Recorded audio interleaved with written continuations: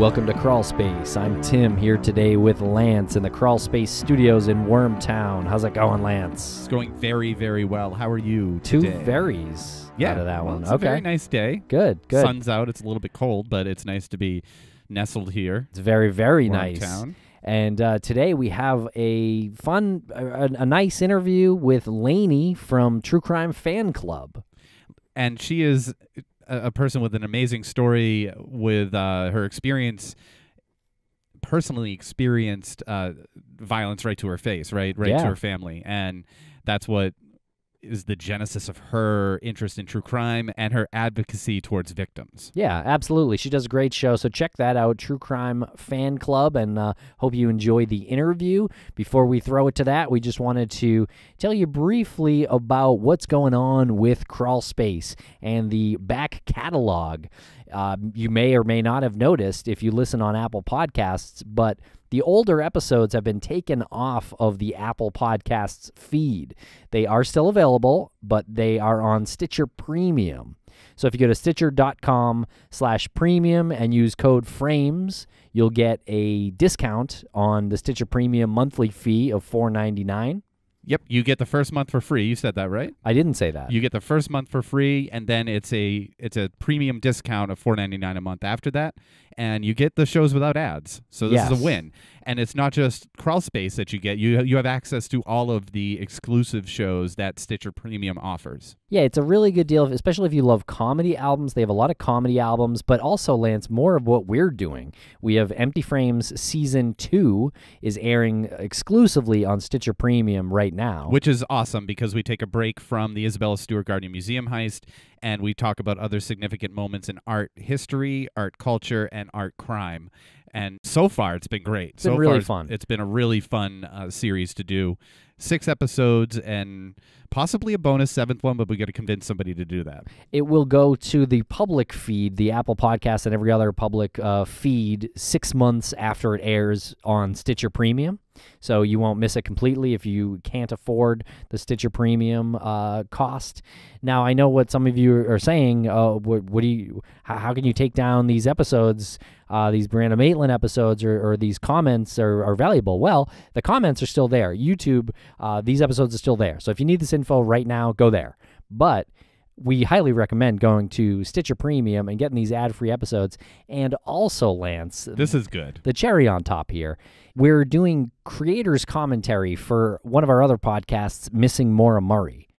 The early episodes of Missing Maura Murray were something that we talked about internally and even on the show in later episodes, that they're sort of cringeworthy for us. No doubt about it. Because of the information that we had at the time and how we had to work our way through, navigate through some bad information in order to get to the other side. And it's a journey. It's a journey. And those episodes were recorded more than 3 years ago. We are now 90-plus episodes deep in Missing Maura Murray. So we're talking about right now, we're going through and recording creators' commentary over the old episodes. So we've done the first 5 or 6 so far, and it's really fun. It's interesting. I think we're learning something, and I think the listener would learn something, but ultimately this is for the Missing Maura Murray mega fan, right? I would agree with that. It's sort of twofold, or I might go into threefold here. Instead of just addressing how cringeworthy they are and we have to keep them up there because it's a journey, we now have the opportunity, and the listener has the opportunity to go back and hear our thoughts now based on all the information that we've gathered over the past 3 or 4 years, which is inclusive of listener feedback. And we do, we take it lightly at some points, but there are moments where we listen and we say, oh, that wasn't entirely accurate. Here's what we know now. So as far as the Missing Maura Murray super fans and anyone who's super involved with the case, this is important information. We finally have the opportunity to go back and say this wasn't entirely accurate, and this is what we need to say now. Correct some errors and maybe even some self-depreciating humor, Lance. Actually, maybe a lot of it. We kind of punish ourselves a little bit, rightly so, I would say. But I think some of that might be even a little bit humorous for people out there. So hope you like that. Also, we're doing this Patreon page, Lance, patreon.com/Crawlspace Podcast. Check it out. We're doing a variety show, and it's basically a bunch of the segments that we filmed throughout the last month strung together, and then we're going to record some intros and things like that. And we're also going to have our friends on, Tommy and Larry. A couple of guys who, they're a little rough around the edges at times, but you know what? They have some pretty interesting things to say, and they have a really unique interview style that really gets to the heart of the subject and gets the most out of their guests. Yeah, it works, but it's only on Patreon for now. So check it out, $5 a month, patreon.com/Crawlspace Podcast. Okay, follow us on Twitter, Instagram, Facebook. Anything else, Lance? I just want to say one more thing about Lanie. She is one of the organizers of the True Crime Podcast Festival 2019, July 19th. It's at the Marriott downtown Chicago on the Magnificent Mile, which they're going to rename that the Crawlspace Mile. Crawlspace Mile after we go. So check that out. The website is TCPF, True Crime Podcast Festival 2019-2019. .com, and just find out what that's all about, and maybe you reserve some tickets to go, and we can have a good time on July 13th, 2019. That'd be great. Thank you very much for listening. Enjoy the chat with Lanie.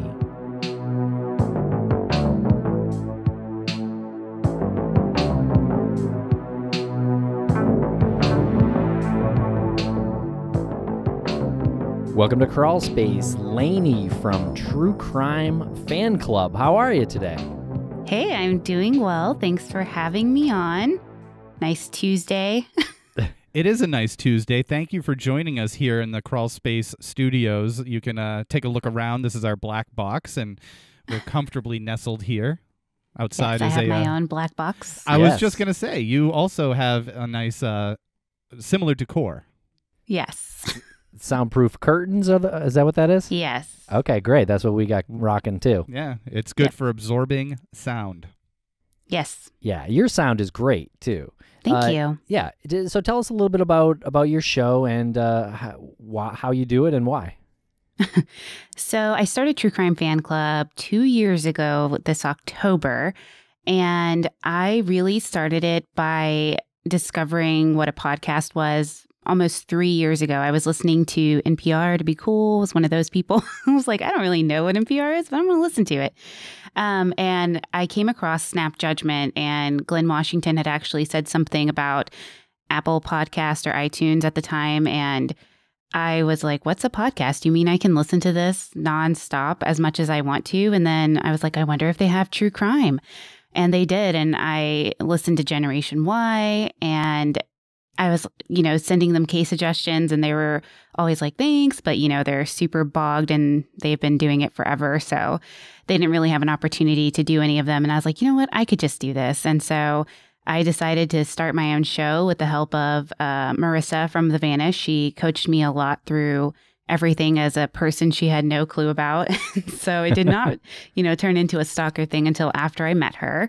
And, yeah, I just decided to do that. So I just follow a storytelling format, and I pick cases that are local to me from the Dallas area, or more obscure cases that haven't really been covered by other podcasts. And I just try and put the perspective of the victim into the show. So I try to elicit the feelings and sentiments that the victim may have felt, or that the person, i.e. the killer, may have felt during this time, and kind of what drives them to do that. Because I was always interested in the psychology of it, like what drives people to do this, and the fact that they existed in our world was mind-boggling to me. So yeah, that's what I've been doing. Before we get into the subject matters and the topics of your episodes, I just have a quick observation that might be a question as well. I wonder how many people start that way, where you said you listened to a couple of the Generation Y episodes, and you said, I can do this because I have these cases and that I want to cover on my own, and I'd like to hear this done, so why don't I just do this? I wonder how many people actually start that way and are as successful as you've been. How many episodes do you have? Oh, somebody just asked me this the other day. I think I'm about 50 or so. Right. I wonder how Probably many more. people just stop at like 3 because they realize the work that goes into it. Yeah, that's a good call. We call it pod fading in this business. Ah. I like that. What's the opposite of that? Success. Mad money. Yeah. Mad money. No, I'm just kidding. But how do you manage to maintain a positive attitude? You're on with us now and you're smiling and laughing. Tim and I were listening to your show over the past few weeks, and if it wasn't for Marley, the dog that I'm dog sitting in my car, I probably would have driven off the road. It's pretty. There's some darkness. There's some darkness there. Yeah, no, this is so funny. We were just talking about this, me and a couple of friends of mine. They asked, I listened to a few of your episodes and I can't do it. And I'm sorry, I support you, but I just can't. I've been thinking about one case you covered for days. And I was like, really?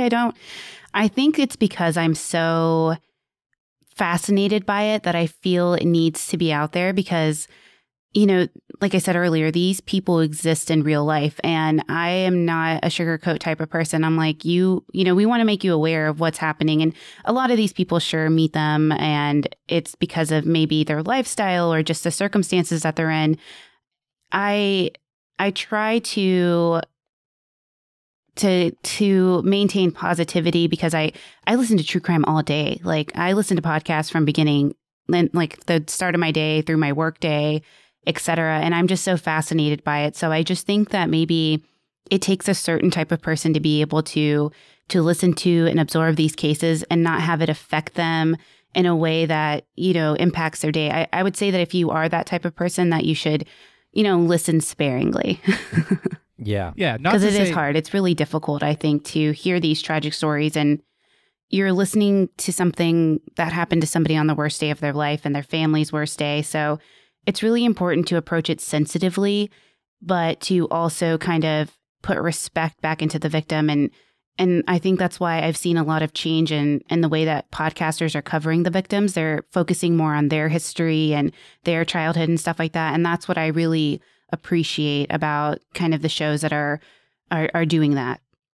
And you said that you approach it in a storytelling way, but you don't ever make any of the violence gratuitous, and you don't exploit the victim or the family.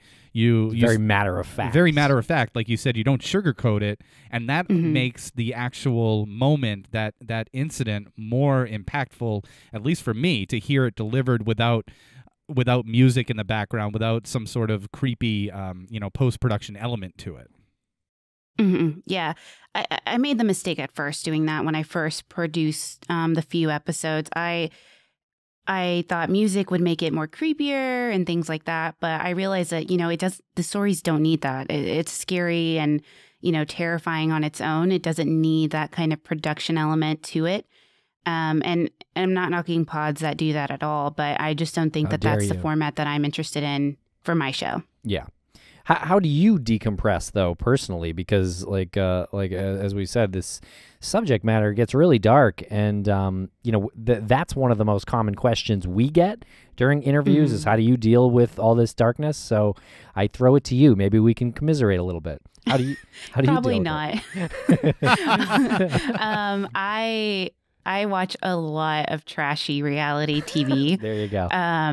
So that's my thing. I love kind of watching train wrecks in other ways, even if they're fabricated and not real.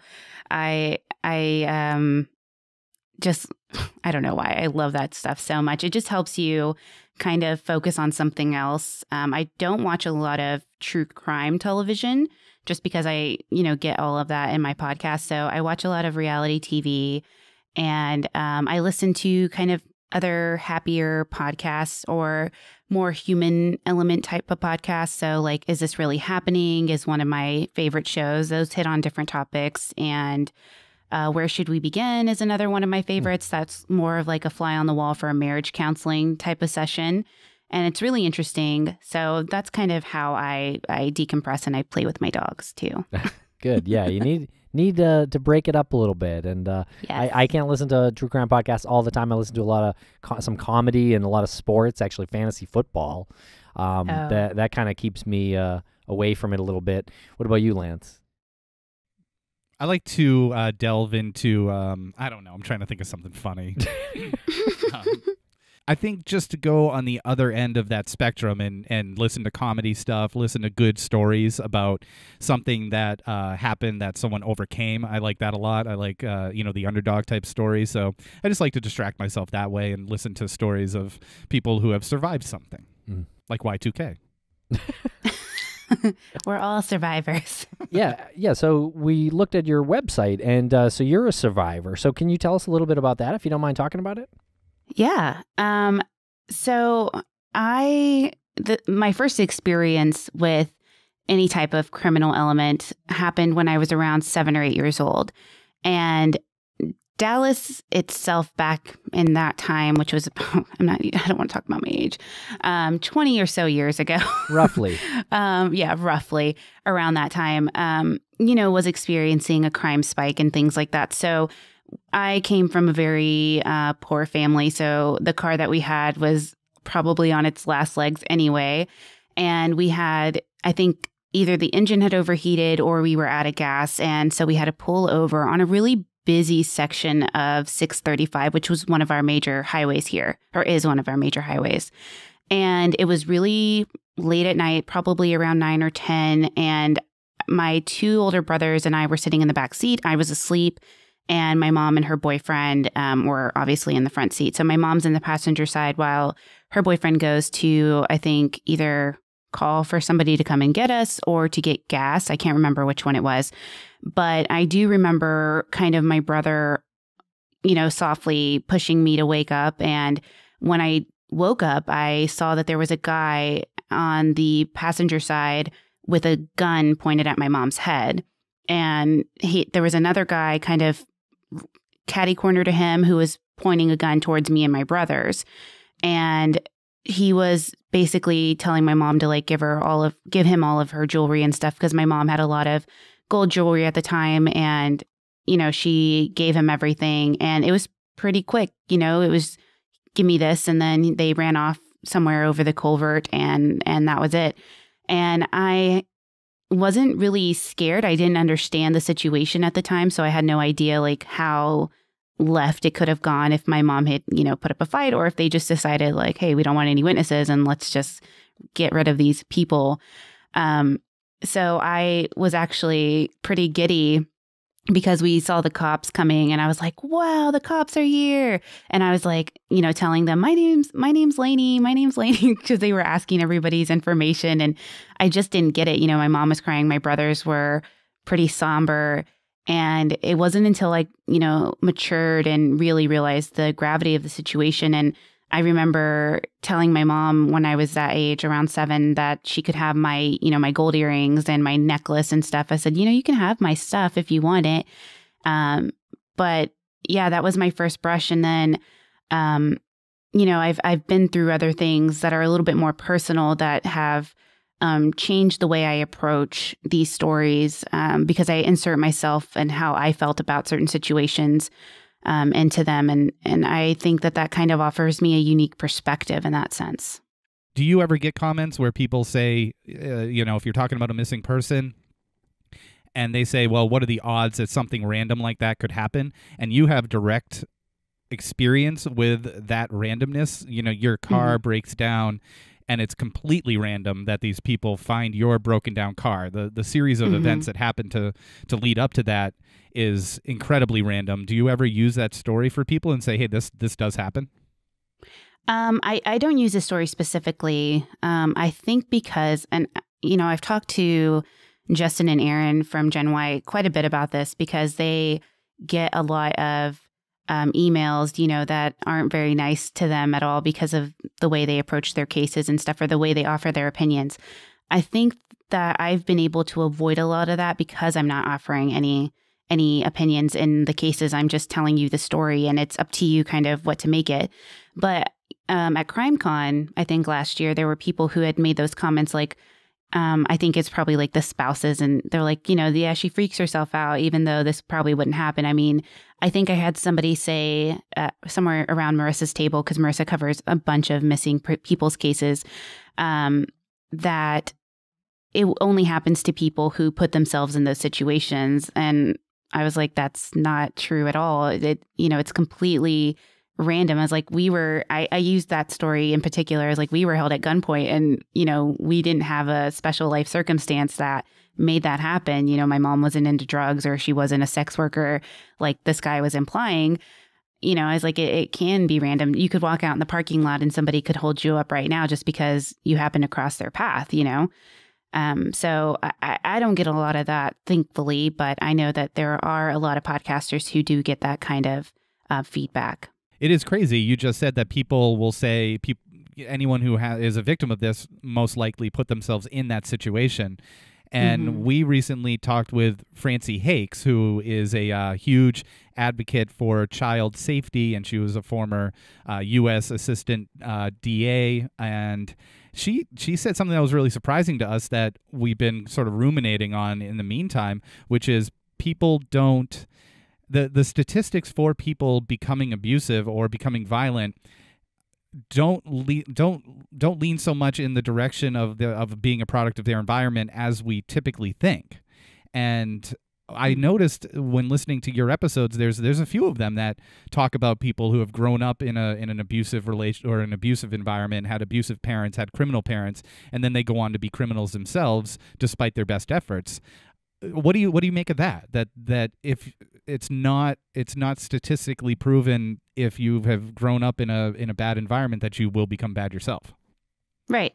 I'm an example of that. I had a terrible growing, childhood, I think. And I had the opportunity to take a different path and I chose not to because I saw what that path would end up being for me. But I think it's a mixture of nature and nurture, right? So if they are growing up in kind of a really abusive home or, a criminal type of home where their parents are criminals, then there's that opportunity to say, okay, well, that's the only life I know because that's the only life I've ever seen. But you also have the parents who are loving despite, their faults and stuff like that, who try, despite what they're going through and what they're doing in their lives, try to help their children do something different. You see that all the time with kids who are growing up in those types of environments. But I think that there's just something within a person, and I don't think you can ever call it. I don't think you can ever say, well, you grew up here, this is exactly how you're going to be. I think that it takes the support of your family or the strength within yourself to not want to go down that environment. I learn from other people's mistakes. That's what I've always done. So I've seen my brothers, they're a lot better, thankfully. But, I've seen my brothers take on things that they shouldn't have taken on when they were younger, getting into trouble, going to halfway homes, things like that. And now my oldest brother's, been in the military for 20 years. He changed his life around 18 years old. And so he had the opportunity and he experienced some terrible things and did some terrible things in the sense of like dealing drugs and all this other stuff versus, and that's not my older brother. That's my younger brother, my middle brother.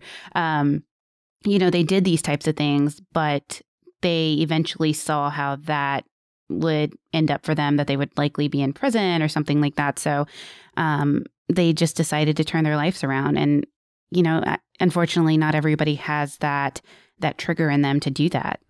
Yeah, one example is an episode you recently did, Joseph Duncan. Mm-hmm. So he sort of started out on this this kill spree, I guess, as revenge, right, for how he was treated as a kid. Mm-hmm. Yeah. So his whole thing was that he was mistreated by his mother. Again, those accounts are very differing between the siblings and things like that. But at least two siblings have corroborated that their mother used to, beat them severely and degrade them and things like that. And so he basically chose to do this to prove a point. So he initially had gotten in trouble because he, was explicit with some children. And after that, he decided, well, now I'm just going to go through and kill them to teach society a lesson for getting me in trouble because they didn't bother, listening to my side, which was completely delusional, in my opinion. And so he basically just went on this crime spree to prove a point to society that if you want a monster, I'll give you a monster. And, you know, he chose some of the worst things in the world to do. Yes, he really did.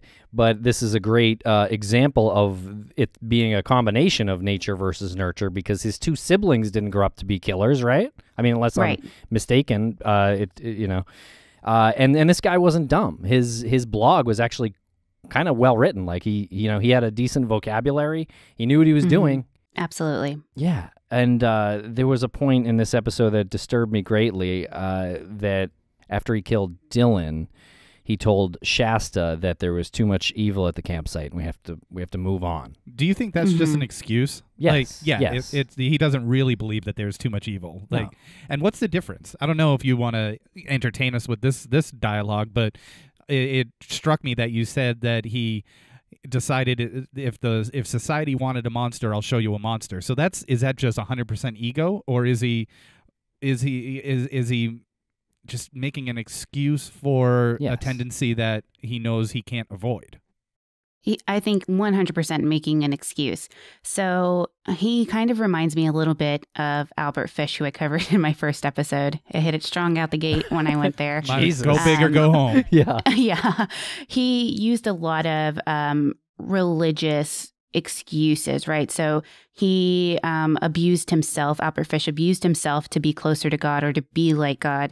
And I think that that's kind of what Joseph Duncan was doing. He was using his religion to justify his actions and say, well, you know, Jesus was persecuted. I will be persecuted the same way because, you know, society chose not to listen to me the same way society chose not to listen to Jesus. So he's trying to elevate himself into this God complex, which I see a lot of kind of ritualistic killers do. They elevate themselves here so that they can make excuses for the behavior. Because if you look down deep into it, you're just a bad person who likes to do bad things. And he enjoyed it. It's not like he felt bad about any of it. When he's confessing to these crimes, he's very matter of fact and like, yes, this is what I did. Here's where their bodies are. This is how I chose to do it. And even in his blogs too, as much as he tries to kind of veil it with his religion, you can see between the lines that he's just searching for an excuse to justify his behavior. Yeah, he's manipulating the reader, I think is what he's doing. Yeah. 100%. Yeah. So it varies on all levels of crazy, right? You have these frenzy killers like the one that's in the Warwick slasher, which is an incredibly disturbing. Price. Yeah, that's an incredibly disturbing story. That monster stabs. He killed an 8-year-old, stabbed an 8-year-old. How many times? Oh God, probably I think over 23 to 40 times within the whole family. Yeah, that's like a frenzy killing. That is just out of control rage. And then you have someone like Joseph Duncan who is trying to, you know, compare himself to God. He's trying to, you know, show his godliness, which is like incredible range right there. Yeah. You know, I think the most tragic part of your episode on Joseph Duncan, though, I think, was at the end when you said that Shasta, who was a female survivor, was the boy Dylan's sister who witnessed his death and some awful things and abuse in the woods there at the hands of Joe Duncan. But the most sad part was that she had run-ins with the law and assault charges. And I couldn't help think, well, how would living with this monster in the woods, seeing your brother murdered, what would that do to you? How would you avoid that? Right.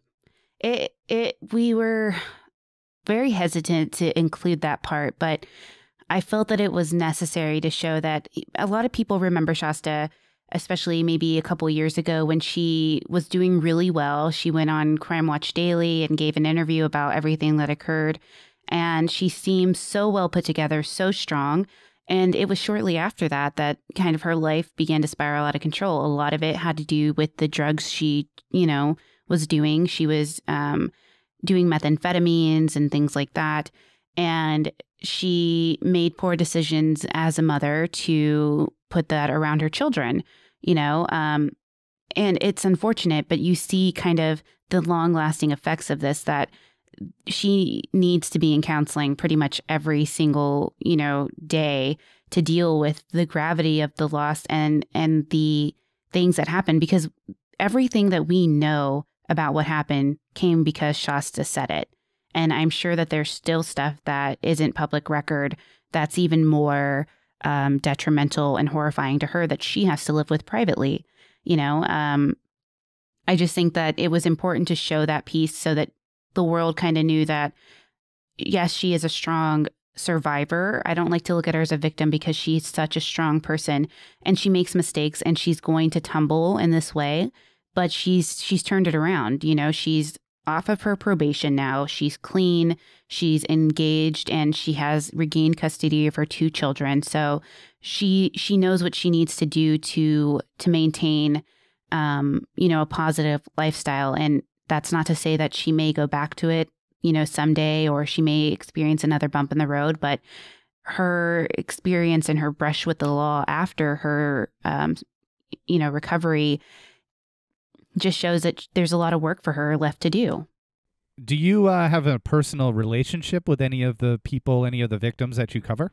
There was an episode I covered a child predator that had come to Dallas and Plano, and one of the little girls, Christy, who was murdered, she actually went to a school nearby, and she was found in a field directly across from my elementary school. So that's when I was in school. So that's really the only ties I have to that case. But usually, most cases, I don't. My mom has covered a couple of episodes in my show that are personal stories from people she knew. But other than that, I don't have a true connection to any of the stories that I've told. That's probably for the best, because if you're delivering these these accounts and you're trying to be educational with them and show that there's some light at the end of the tunnel, you probably should do it as matter-of-factly as possible and not have an emotional attachment to them. Right. I agree. Do you think that listening to true crime podcasts makes you safer? I think it makes you more aware. Mm-hmm. I think you still have a responsibility to yourself and your own personal safety to do whatever you feel makes you safer. That doesn't necessarily mean like carrying a gun and a knife around and showing it off to people and saying like, I'm protected, leave me alone. But I think just being aware of your surroundings. I learned that very early on. I did karate throughout my elementary and middle school years. And my instructor always told me to be aware of your surroundings. Don't ever get lazy with where you're at. Always look around to see who's near you and things like that. And so that's something I've carried with myself. I taught it to my nieces and things like that. I don't know that it necessarily makes you safer. Some people find that they are more paranoid after listening to it and are a little bit more suspicious. I just think that there's a healthy balance to, where you're at. As long as you know where you're at and you're keeping in contact with the people who you need to be kept in contact with. Like I tell my husband where I'm going and things like that. I don't ever just go somewhere without telling someone where I'm going and what my plans are. So if you're listening to this and you have your earbuds in and you're jogging outside, stop, take a look around, make sure you're surrounded by safe people and no one's suspicious and following you. And then you can continue or jogging. Run really, really fast. Or pick up the pace. Come on. So a recent episode you covered was Clarence Bradley. Can you tell us a little bit about this story? This is really wild. Yeah. So I have never covered a wrongful conviction case. And I was really intrigued by this story. And I'm very familiar with the town that it occurred in. A lot of towns in East and Southeastern Texas have a history of racial discrimination. It's huge. Vidor, Texas is one of the most notoriously racist towns in Texas. And James Byrd was actually murdered nearby. He was the man who was dragged by the truck and the chains and things like that. And his body parts were like spewing all over the place. But Clarence Bradley I found very interesting because I had read a quote from the sheriff and I mentioned it in there where he said, somebody has to hang. And since you're the N-word, it's going to be you. And I just thought like, wow, the brazenness of that Texas Ranger to say something like that out in the open with no, just with the nonchalant attitude was astounding to me. And I was like, I want to dig into this and see what was really going on. And Thankfully, with the help of Suzanne St. John and Haley Gray, I had the opportunity to really get the full history of Conroe and see all the other things that were going on in that town, not just for Clarence, but for other people who were, a victim of racial violence there. So he was wrongfully convicted of a murder and rape and eventually got freed and acquitted of the charges, but he didn't receive any compensation for it. And he was promised that whenever he was released, he wouldn't have to pay any child support. And they ended up charging him for all the back child support that he was in there for 7 years. The state charged him for that? Yes. After he was formally acquitted, like exonerated. Right. Yes. Wow. It's insanity. How long was he in prison for? 7.5 years. It's insane. And he actually helped create the bill in Texas that would give compensation to inmates, but he didn't qualify for it, which is another crazy thing to me. Wait, he helped create the bill and then he didn't qualify for the bill that he helped create? Correct. Based on his experience. Yeah. It's incredible. Wow. Yeah. That's a legality if I've ever heard one. One more time, you have said something that physically makes me upset Yes, and shake say your head out loud, like, I can't believe that. Welcome to Texas, y'all. And so he was released from death row, right? Yes. And that's not like a thing that happens quite often, right? No. I mean, once you are on Texas death row, good luck getting off of it. You may have seen, I don't know if you have seen, but Darlie Routier's case is back in review a little bit. Some new evidence is being tested. There's a lot of people who think that she did it, a lot of people who think she didn't. But she's been trying to get off of death row ever since she was sentenced. And her case has been ongoing for almost a decade, or over a decade at least, almost 2. So yeah, and I think you see this everywhere, once you're in the court system and you've been sentenced, it's really hard to get that overturned, even if it's wrong. Yeah. That's such a tall task to take on. So, props to you for that. Is that something that you want to keep doing more exclusively, is focusing on wrongfully imprisoned? You're shaking your head? No? No. Okay. No, I really don't have a theme with what I do. And I think that that's what I like. I just find cases that are interesting to me. And if it sticks out to me, then I'll do it. I don't cover missing persons cases. I think I've covered one in the entire 2 years that I've done it, just because I thought it was super interesting. But I like completed stories. I like to know the end. And I have a hard time doing it. Maura Murray was actually the first missing persons case that I followed through with with your podcast. And I was like, hopefully there's going to be an end to this. And there really wasn't. I was like, God dang it, Tim and Lance. Not like yet. Sorry. Yeah. Yeah. No, I mean, obviously not your fault, but it really kind of, spurned my interest in it. And it's just, I can listen to it. It's just so hard to cover because there's so many unknowns. The missing person case that you covered was Joan from our neck of the woods, correct? Yes. That is a really unbelievable mind-boggling story. Yeah. Give us a little bit of a background on that, if you don't mind. So Joan Roush was a housewife who had disappeared kind of mysteriously in, I don't even remember. Gosh, it was so long ago. 1940s, I think, right? Something like that, I think. Or the 60s. Don't quote me on that. But basically, she was home alone with her 2 children. She had dropped one of her children off at a neighbor's house and had gone back home and said she had errands that she needed to run. But when the neighbor dropped off her child, because she hadn't come back to pick her up, she noticed that there was blood on the driveway, and then the baby was crying. So she went upstairs and saw that, the baby had been alone and that the house was disheveled and there was large amounts of blood.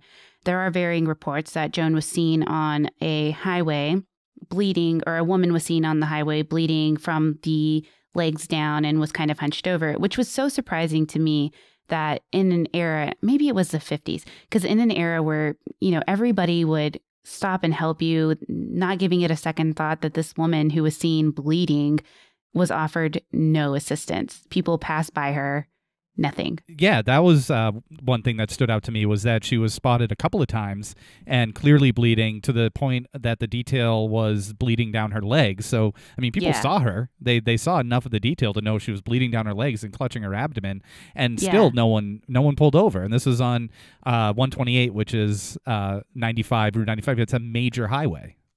Yes. And it was just mind-boggling to me. I was like, really? I would expect that behavior now, where at least somebody could call 911 and be like, hey, there's somebody who's walking on the highway, but there are no cell phones during that time. So you would have to stop and say, can I help you or something? And nothing. So an investigation was done, and there are conflicting theories and ideas that she either maybe had an illegal abortion, and the physician who completed it had, abandoned her or taken her in his car and discarded her body on the side of the road in a construction pit, or that she had left and fled on her own and maybe had cut her hand and, put blood everywhere because she was unhappy in her marriage and what she wanted to do. There were some library books that she had checked out about disappearing and how to effectively disappear. So there's just a lot of conflicting theories. There's been no trace of her since. Nobody has seen or heard from her. There was a mysterious phone call that was made to the family's home a few days or weeks after she had disappeared, but nobody can confirm that was Joan. It's a crazy story, and I think that it's a good place for people to start if they are just getting into your podcast. And if I were to suggest one episode to start with, it would probably be that one. Yeah. It was a very weird case. I was like, oh God, this is why I can't do these. If we hear anything about it being from the area, we'll let you know. Okay. Thank you. No problem. So I just want to apologize. I pronounced Clarence Bradley's name wrong. I think I called him Bradley a few minutes ago. But can we talk a little bit about how that case wrapped up, how the actual murder investigation happened, and the details there? Because I found that kind of interesting. Yeah, so it was an afternoon where there was a volleyball scrimmage taking place at Conroe High School, and there were 4 janitors who were present, and then the people playing the scrimmage. So Clarence was there along with 3 other janitors. A young woman who needed to use the restroom had approached them and asked where the restroom was, and she ran upstairs. And now we know that these reports were inaccurate, but they said that Clarence had gone upstairs to where the bathrooms were and, had said, oh, I'm going to change the toilet paper here. And another janitor had seen him and said, well, there's somebody in there. And he's like, okay, I'll just go to the men's restroom. And then he sent the remaining 3 janitors across the way to another area of the school to clean up. And he said he'd be over there in a little bit. They say that 45 minutes passed. He came out. He was a little disheveled. He had a towel around his neck. And then he let those 4 janitors in. Well, as they were closing up the school for the scrimmage to be over, they noticed that the door to the gymnasium had been opened and was left ajar. And some of the girls had run in and said, hey, we're missing somebody from our school. Can you help us find her? And they all did. And supposedly Clarence said, I'm going to check upstairs in the loft area, and took another janitor with him.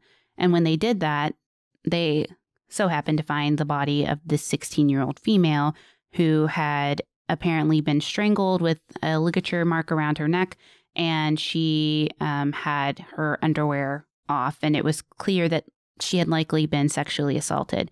So the police were called, and the Texas Rangers were also called in because they needed assistance. Conroe is very small even today, so their police force wasn't really ready for something like this in terms of the murder investigation that needed to take place. The Texas Ranger that came in had already set his mind that one of the 4 janitors was guilty. And when he arrived, he noticed Clarence and decided that Clarence was the one who would take the fall for this. Just off the bat, with he hadn't even seen the crime scene or anything like that, hadn't interviewed any of the other 3 janitors that were with him. He just decided it was Clarence.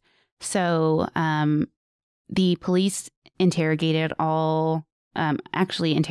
Clarence first, took him to take a polygraph test. The polygraph examiner, who had, I think, 16 years of experience, said, there's no way he did this. He passed the test, so he didn't have anything to do with it. And the Texas Ranger basically said, yes, he did. And we're not listening to your exam. And then after Clarence was arrested, he then went to interview the remaining janitors by doing a walkthrough through the school. So they walked through the crime scene and things like that. And it was very casual, like, oh, what did you see? When did you see it? You saw this, right? And one of the janitors really didn't want to play ball with him. And he had accosted him at his home and choked him and said, you're going to say that this is what happened, or I will throw you away for life, basically. And so he complied. Clarence's DNA, or not DNA, blood type wasn't found on the victim. His blood type didn't match anything that was found on the victim. There were hairs that were found on her that were Caucasian hairs, and Clarence is an African-American male, so his hair did not match, but they didn't care about that at all. And so when his trial came, he was tried in front of an all-white jury because the prosecutor didn't feel that African-American jurors could be unbiased in the situation, so they were intentionally excluded from it. So he was tried, or they actually came back with a hung jury. Then they retried him again with an all-white jury for the same exact reason. And he was found guilty of murder and rape and was sentenced to death row, or to death. And the judge had said, you know, I hope you find peace in this, but you're going to be sentenced to death, and gave him his death sentence and wheeled him away. In the years that happened, during the second trial, one of the janitors refused to testify, saying that he couldn't lie anymore. And a woman who was actually involved with one of the janitors had come forward and said, you know, during when this happened, he had come and woken me up and said, I just murdered and raped a girl, and I got to get out of town before anybody finds out. And she didn't believe him, so she was just like, okay, whatever, because she was actually pregnant by him. He had raped her. And instead of wanting to tell her parents, she decided to move in with him and get married to him. And that just kind of tells you how warped, you know, that whole situation is. It's insane to me. So she's basically the whole reason why Clarence got a retrial, and it was discovered all of these things that had happened. The Texas Ranger admitted that he made that statement to Clarence, and through a long legal process and through review of the evidence at the confession of the other two men, Clarence was released. And the two men who were responsible for the young woman's murder were never tried or convicted. So it's officially standing as unsolved? Yes, even though they know. And the appellate judge said in his brief that the two men were responsible for it. The Conroe DA decided not to pursue it. And so they are free, probably dead now, but they were free to live their lives. Wow. And Clarence recently passed away, that's correct? Did recently in September, yeah. Yes, he did. So it's basically over. Yep. It's incredible. So the family never got justice for their loved one, and who knows if those other men went on to offend. There was one of the men who wasn't involved in the case, but he had been indicted for child pornography. Mm. Yeah, I mean, I would bet that James Dexter Robinson, who is this boyfriend who was living with Brenda Medina at the time, who told her that he had committed this murder, I would bet money that he did something similar again, reoffended. But I also think that taking someone's word for what they tell you is very important. I mean, I think that's kind of a good lesson here. Like, he told her, I killed somebody and I gotta leave, and he left. And she was like, oh, no, he was just lying to me. He didn't want to stay here and raise this kid with me. But I guess the point is, listen to people when they tell you things. I mean, what's the worst that'll happen? You'll report it, and then it comes back that they didn't do it, but then it's like, well, why the hell did you even tell me that in the first place? So there's really no harm in listening and reporting something like that. Yeah, You'll please. never look stupid. Please report. Yes. Yes, please. Is there one case that just can't get out of your head, the one that just you haven't been able to get away from? He was responsible for shooting and disabling Larry Flynt.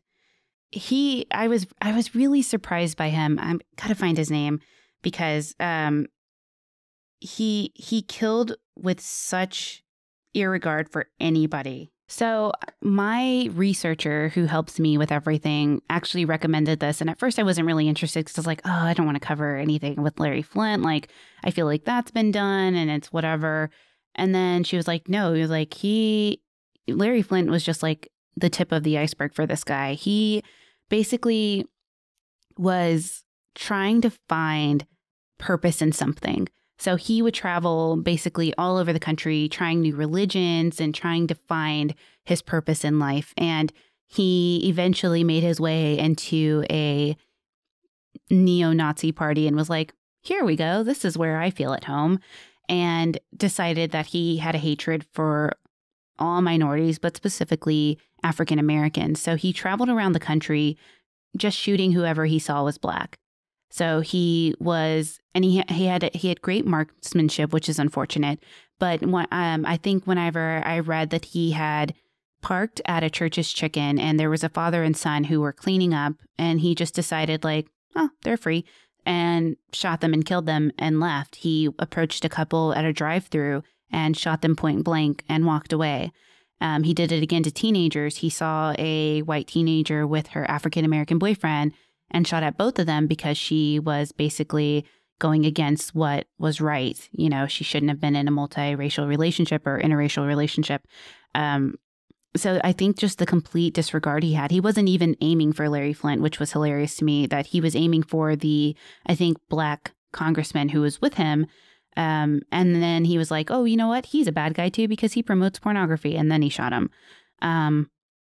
The disregard he had for human life and just the opportunities he took were insane to me, because I'm so used to, you know, following people who have a strict purpose, who target a specific victim and say, you know, like, this person hurt me and so I want to hurt them and I want to murder them. They left me, etc. But these are people who had absolutely zero interactions with him in life. He just drove his car around and shot them. He shot a family in Oklahoma, you know, just because they were black, and, you know, shot at while their children watched their parents die, you know, in front of them. They couldn't do anything. And it boggled my mind. So that case still sticks with me. And I think that's the first case I ever inserted my opinions to tell the listeners how that story had affected me. It's incredible to hear how ignorance can open the door for just pure hatred, you know, and groups like a neo-Nazi group or white supremacists will identify that and they'll just step right in that door because they know that what they're offering is something that this person's looking for, and it just happens that it's just hate-filled and it's just rage and it's got no, like you said, purpose. Is that something that scares you the most about what you do? Yes. Is that the randomness and the lack of purpose? I won't cover mass shootings or anything like that. My researcher, she's fascinated by those because she's just like, it's so random. And so, you know, you can walk in a mall and somebody could open fire and you didn't do anything. You're just there shopping for whatever. And that gives me way too much anxiety to think about if I had to delve into that research. That's, I think, one element of the true crime genre that I can't make myself look into further. Because it you know, it does terrify me. And I think that every time I go to the movies now, I think about that. You know, I sit up in the highest area because I want the best view. And I think, wow, this is going to really impede me from being able to get out if another James Holmes strikes, you know, and those things just flash through my mind because I'm just like, how many people are unaware that this is a possibility for them, that this is a possibility for all of us, just going to the movies or going to the mall or going to get coffee, things like that. I mean, it's so unfortunate how often it's happening and where it's happening, that literally if you were terrified as much as, you know, you could let yourself be, you probably wouldn't step out of your home.